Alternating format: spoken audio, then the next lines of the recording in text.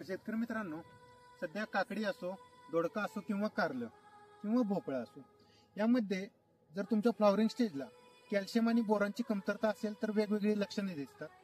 तर यामध्ये जर तुमच्या प्लॉटमध्ये बोरॉनची कमतरता असेल तर काकडीसारख्या पिकांमध्ये जे तुमचं फळ आहे ते एका साईडला फुगलेलं दिसेल आणि एका साईडला निमुळतं दिसेल. ही या बोरॉनची लक्षणं आहेत.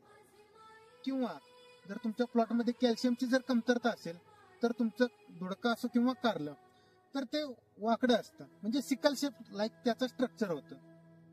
तर यावेळी जर तुम्हाला वापरायचं असेल तर तुम्ही मार्केटमध्ये अवेलेबल असलेलं कॅल्शियम किंवा बोरॉन याचा वापर करू शकता, किंवा कॅल्सीबोर, कॅल्शियम आणि बोरॉन एकत्र असलेला कोणताही मॉलिक्यूल वापरू शकता.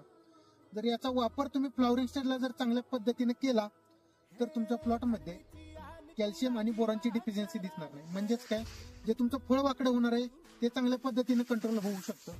सोबतच दोडक्यासारख्या पिकामध्ये तुमचं जे फळ आहे एका साईडला फुगतं व दुसऱ्या साईडला निमुळतं होतं, किंवा काकडीमध्ये ही सेम लक्षणं दिसतात, ही चांगल्या पद्धतीने कंट्रोल होऊ शकतं. तर शेतकरी मित्रांनो, अशा नवनवीन माहितीसाठी आपल्या फार्मर्स गुरु या पेजला फॉलो करा व युट्यूबला सबस्क्राईब करा.